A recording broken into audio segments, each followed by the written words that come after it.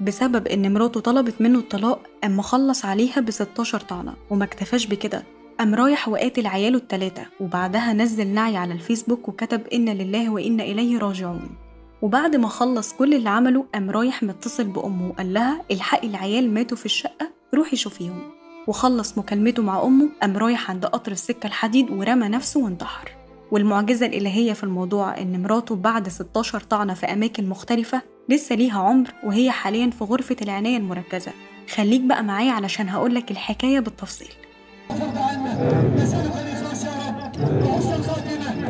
يا رب استرنا ولا تفضحنا، يا رب استرنا ولا تفضحنا. استرنا في نسائنا وفي شبابنا وفي بلدنا وفي ذرياتنا.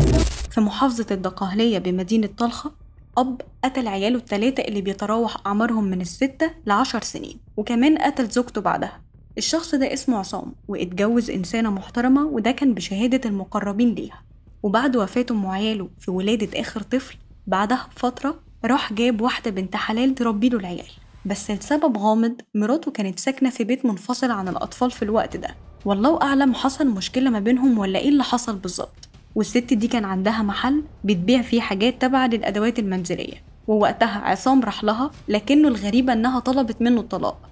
وأول لما عصام سمع كلمة طلاق قام جايب السكينة وطعنها في أماكن متفرقة 16 طعنة، وبعدها رجع على البيت وقتل عياله ال3.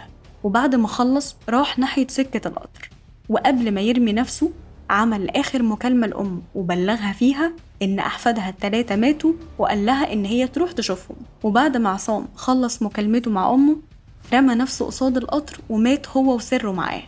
واللي هيخليك بقى مندهش أكتر إنه نزل نعي على صفحته بصورة عياله ال3، والتعليقات من المقربين كانت عبارة عن مستحيل ده يحصل، عصام روحه في عياله. والغريبة كمان إن صورة عصام هتبان قدامك إن هو قد إيه شخص محترم وسمعته كويسة ما بين الناس، وما تخلاش عن عياله ورماهم في الشارع حتى مشردين.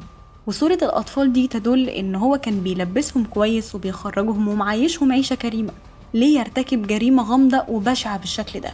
إلا إن صوت عصام في المكالمة مع والدته وهو بيبلغها بخبر موتهم كان في قمة الهدوء والثبات، ولا كأنه عمل أي حاجة. ده غير كمان إن عصام ملهوش أي سابقة مع الإدمان أو حتى خلافه، يعني علامات استفهام في القضية دي كتير قوي.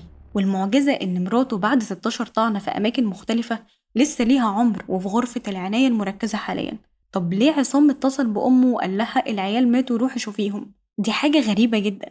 وكل شخص على السوشيال ميديا حلل القضية من منظوره الخاص. في اللي قال إن أكيد أمه كانت بتشتكي من مراته كتير فقتلهم كلهم وبلغها من باب إنها ترتاح بعد يعني وسوستها.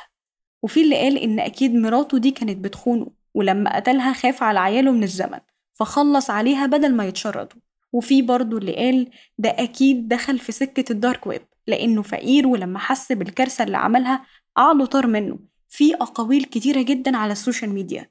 والحقيقة إن السوشيال ميديا بقى فيها قضايا غريبة، معرفش ده بقى كان موجود ولا احنا ما كناش بنشوفه، ولا الدنيا هي اللي فعلا بقت غريبة شوية.